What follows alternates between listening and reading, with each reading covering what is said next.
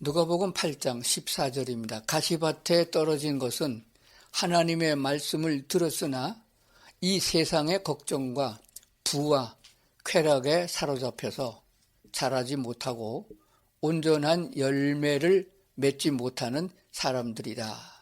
아멘입니다.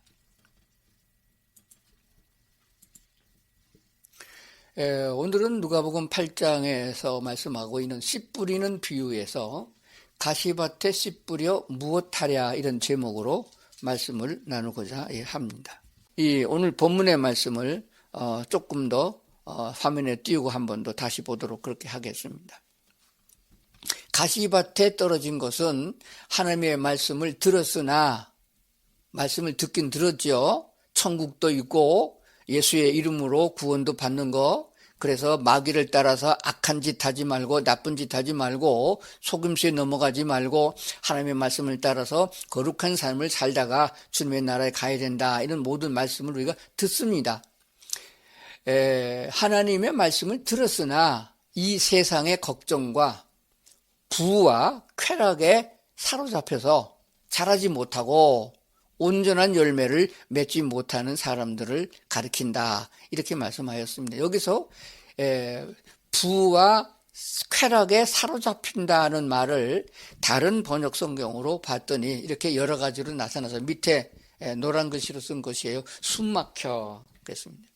이 세상의 걱정과 쾌락 이런 것들이 숨막히도록, 어떤 성경에는 기운이 막혀, 내가 이 길로 가야 되는데 그 기운이 막힌 거예요. 갈 수가 없는 거예요. 또 다른 성경에 보니까 짓눌렸다. 그래서 일어서질 수 없다. 그리고 사로잡혀서 새가 그물에 잡힌 것처럼 그렇게 돼서 하나님의 말씀을 따라갈 수가 없는 상태를 말하고 있는 겁니다. 자, 이렇게 다른 성경들은 이렇게 다르게 번역했는데 그게 틀린 것도 아니고 그것만 맞는 것도 아닙니다. 종합해서 나는 어느 상황인가, 이 세상의 염려, 걱정과 돈과 쾌락과 이런 것들에 사로잡혀 있나요? 아니면 그것 때문에 숨 막히나요? 기운이 막혀서 힘을 못 쓰나요? 짓눌려 있나요? 사로잡혔나요? 생각해 보면서 내게 해당된 말씀을 생각하면서 오늘 말씀을 들으면은 은혜가 될 줄로 그렇게 믿습니다. 성경 화면에는 없으니까 성경책을 찾으셔서 누가복음 8장 보겠습니다. 11절에서 그 해석이 나옵니다. 10절부터 보겠습니다. 10절. 예수께서 말씀하셨습니다. 너희에게는 하나님의 나라의 비밀을 알게 주었다. 그러나 내가 다른 사람들에게는 비유로 말했다. 이것은 그들이 보아도 보지 못하고 들어도 깨닫지 못하게 하라는 것이다. 이건 이사야서 6장이라는 말씀을 인용해서 한 말씀이에요. 11절입니다. 비유의 뜻은 이와 같다. 씨는 하나님의 말씀이다. 12절. 길가에 떨어진 것은 하나님의 말씀을 들었으나 마귀가 와서 그 마음에서 말씀을 빼앗아 가는 바람에 말씀을 빼앗아 가는 바람에 믿지 못하고 구원받지 못하는 사람들이다. 13절. 바위 위에 떨어진 것은 하나님의 말씀을 듣고 기쁘게 받아들이지만 뿌리가 없어 잠시 동안 믿다가 시련이 닥치면 곧 넘어지는 사람들이다. 14절. 가시밭에 떨어진 것은 하나님의 말씀을 들었으나 이 세상의 걱정과 부와 쾌락에 사로잡혀서 자라지 못하고 온전한 열매를 맺지 못하는 사람들이다. 15절. 그러나 좋은 땅에 떨어진 것은 착하고 좋은 마음으로 하나님의 말씀을 들은 뒤 그 말씀을 굳게 간직하고 인내해 좋은 열매를 맺는 사람들이다. 이렇게 예수께서 제자들에게만 따로 이 비유를 설명해 주셨습니다. 이 세상의 걱정거리, 근심 걱정 다 물질적인 것이에요. 육신적인 것입니다. 그리고 재물이에요. 그리고 쾌락입니다. 그게 사로잡혀가지고 믿음이 자라지 못하게 되는 역사라고 하는 것이에요. 자, 그러면은 어떤 마음을 가져야 되느냐. 하나님의 말씀인 성경을 우리가 자세히 알고 들여다보면서 나는 오랫동안 교회를 다니면서 설교를 들었어도 말씀과 내 생활과 접목하지 못하고 그냥 하나님이 알아서 다 해주시겠지. 그래서 삶은 살고 그냥 죽으면 죽는 거고 그렇게 따라간단 말이에요. 그러다 보니까 내 안에 정작 우리 하나님이 원하시는 바를 내가 이루지 못하고 하나님의 그 아름답고 복된 영원한 하늘 나라를 내가 인식하지도 못하고 세상을 끝낸다는 얘기가 되는 것입니다. 그래서 오늘 우리는 조금 더 나가서 자 요한일서 있는 말씀 보도록 하겠습니다. 요한일서 2장 15절 17절입니다. 세상에 있는 것들 때문에 염려가 생기고 걱정이 생기고 또 분노가 생기기도 하고 싸움도 하고 살인도 나고 그러는 거 아니겠어요? 하늘나라 것 때문에 그렇게 목숨 거는 사람은 없어요. 다 세상 것들입니다. 근데 세상에 있는 것들을 사랑하지 말라. 육신의 정욕과 안목의 정욕과 이생의 자랑이니 다 아버지께로부터 온 것이 아니요 세상으로부터 온 것이다. 그랬습니다. 우리는 세상에 태어날 때부터 욕심을 가지고 태어납니다. 이게 유전자적인 것이고 본질적인 것이에요. 먹고자 하는 욕심이 없으면 아기가 젖을 빨지도 않고 굶어 죽게 돼요. 먹고자 하는 욕심, 그리고 눈으로 보고 즐기는 것, 그리고 정욕적인 것, 그리고 이 세상의 자랑거리. 이 세상의 자랑거리가 뭔가요?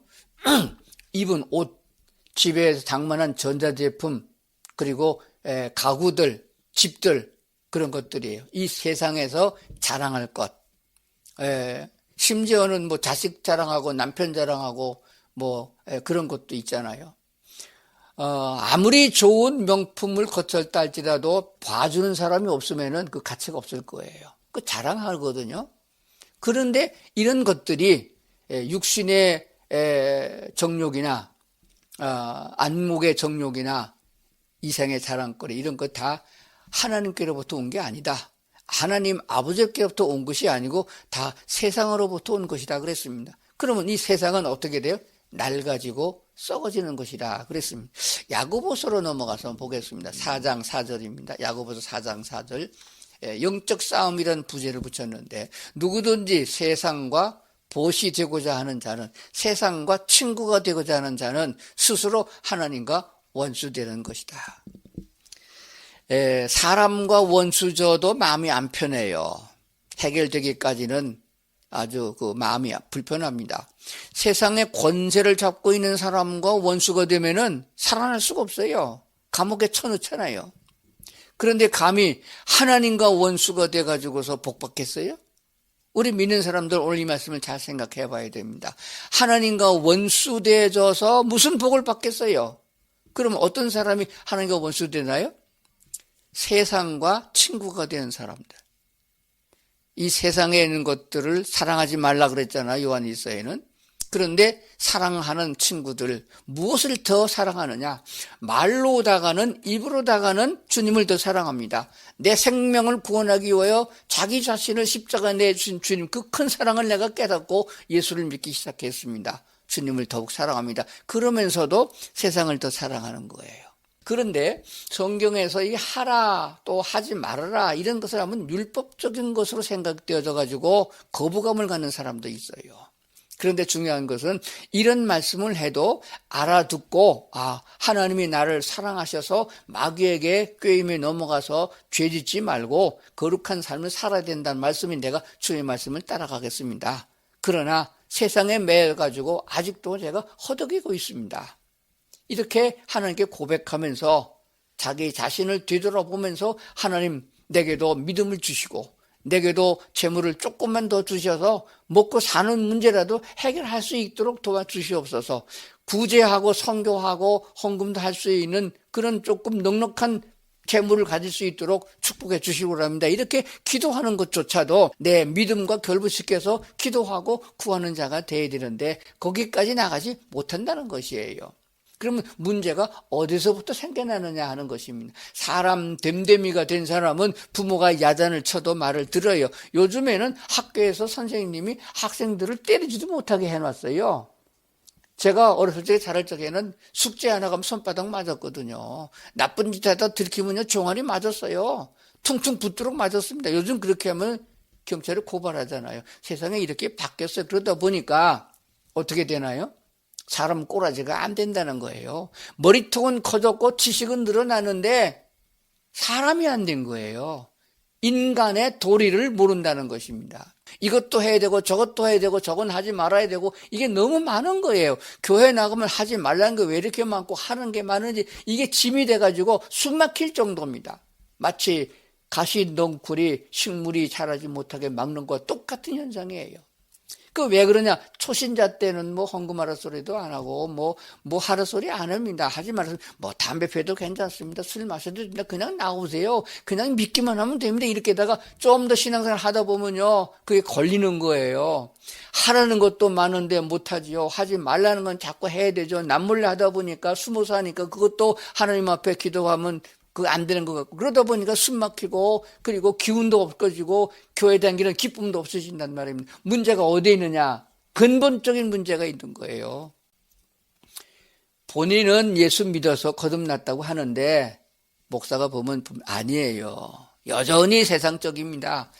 여전히 마귀 자식이에요. 어디 있나요? 성경을 다시 보겠습니다. 마태복음 3장에 있는 말씀을 보겠습니다. 마태복음 3장에 보면은 우리가 예수를 믿을 적에 어떻게 믿어야 되느냐 하는 정확한 말씀을 주고 있습니다. 그 당시에 침례자 요한이 와서 유대 광야에서 선포하여 이르되 너희는 회개하라 하늘의 왕국이 가까이 왔느니라 하였으나 킹제임스 번역 성경으로 읽은 겁니다. 마태복음 4장 17절에 보면 예수님께서 복음을 전파하실 첫 마디가 4장 17절에 기록되고 있습니다. 보겠습니다. 그때부터 예수님께서 선포하기 시작하여 이르시되 회개하라 하늘의 왕국이 가까이 왔느니라 하시니라. 침례 요한이 선포했던 말씀과 예수님이 친히 선포했던 말씀이 똑같아요. 회개하라 천국이 가까웠느니라. 하늘의 왕국이 가까웠느니라. 그래서 천국에 가면 나중에 죽어서 가는 걸로 생각하기 때문에 하늘의 왕국이라고 번역한 걸 제가 고른 거예요. 서두에 말씀드린 대로 하나님이 다스리는 곳으로 가게 된다 그 뜻이에요. 이 땅에서도 하나님의 다스림을 받지 못하면은 하나님의 나라에 가서는 쓸데없는 존재가 되는 거예요. 하나님의 나라에 갔으면 하나님의 다스림을 받아야 되는 것입니다. 그래서 우리가 육신을 가지고 이 땅에 살아가는 삶이 하나님의 다스림 속에서 하나님의 다스림을 받는 자 되어야 넉넉하게 천국에 입성할 수 있는 자격을 갖춘다는 것이에요. 문제는 여기서 뭐냐면 회개하라는 것입니다. 회개하지 않으면은 은혜를 입을 수도 없고 은혜 입었어도 구원에 이르지 못하는 것이에요. 그런데 회개하셨나요? 보통 우리가 회개했느냐라고 물으면은 내가 잘못을 돌이켰느냐 이렇게 묻는 것 같이 되는 거예요. 여기서 회개하라는 말의 원문의 뜻은 우리가 도둑질 했느냐, 사람을 죽였느냐, 나쁜 짓 했느냐, 남을 때렸느냐 이런 것 잘못한 걸 회개하라는 회개가 아닙니다. 우리는 태어날 때부터 본질적으로 아담 이후에 DNA를 가지고 태어난 모든 사람들은 하나님을 찾을 수 없는, 하나님을 부르고 하나님의 도움을 입을 수 없는 타락한 마귀의 종들로 태어난 것이에요. 에베소서에 보게 되면 우리는 날 때부터 본질적으로 마귀의 자식이고 거짓의 아비를 섬기고 있는 자녀로 태어났다 그 말입니다. 그런 사람들이 복음을 듣고 하나님이신 예수님이 이 땅에 육신을 입고 오셔서 복음을 전했어요. 그래서 육신적으로 자란 것이 30년이에요. 그래서 30년 동안은 우리가 똑같은 육체적으로 성숙한 사람으로서 성숙한 성인이 됐다는 그 뜻이 되어집니다. 그때부터 하나님의 말씀을 전파하셨는데 회개하라. 그래서 여기서 말씀하는 회개가 뭐냐? 너희가 지금까지 섬기고 따랐던 마귀의 다스림에서부터 마귀가 통치하는 마귀의 말을 들을 수밖에 없고 거기에 끌려다니고 그의 명령을 어길 수 없는 그런 짓눌린 상태에 있던 너희가 이제 하나님의 말씀을 들으라. 내게로 오라. 내게로 오라. 그러면 내가 너희를 편히 쉬게 하리라. 내가 너희를 구원하리라. 내가 너희를 하나님의 나라 사람 되게 하리라 하신 말씀이에요. 이 말씀을 듣고 마귀 편에 섰던 내가 돌아서서 주님께로 바라보면서 주여 나를 구원하소서 라고 하는 이 상태가 회개가 되는 것이에요.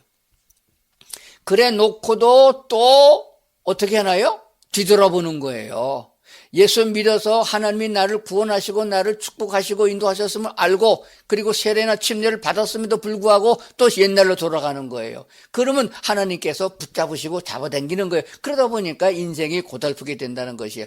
뒤돌아섰으면 다시는 마귀를 바라보지 않고 그의 속임수에 넘어가지 말고 마귀의 말에 기울이지 말고 나는 너를 이제 버렸어. 다시는 우상 숭배하지 않아. 하나님의 말씀만 들을 거야 라고 하는 신앙관을 가지고 믿음이 자라야 된다라고 하는 사실을 꼭 기억을 하셔야 됩니다. 그러면 차근차근 제가 말씀을 드리겠습니다. 우리가 예수님을 구주로 영접하고 거듭났을 적에 다시 태어났을 적은 영적인 면에서 어린아이 같은 모습이에요. 처음에는 하나님의 말씀을 잘 듣고 설교를 잘 들어서 조금 이렇게 가르쳐주는 성경 말씀 교육, 성경 공부를 통해서 믿음이 자라게 되는 거예요. 그러나 성숙한 그리스도인이 되기 위해서 교회 나온 지가 여러 해 되었는데도 불구하고 아직도 나는 어린아이 젖만 먹겠습니다. 젖을 먹는 아이가 일 못하는 거예요. 일 못하면 먹을 게 안 생기는 거예요.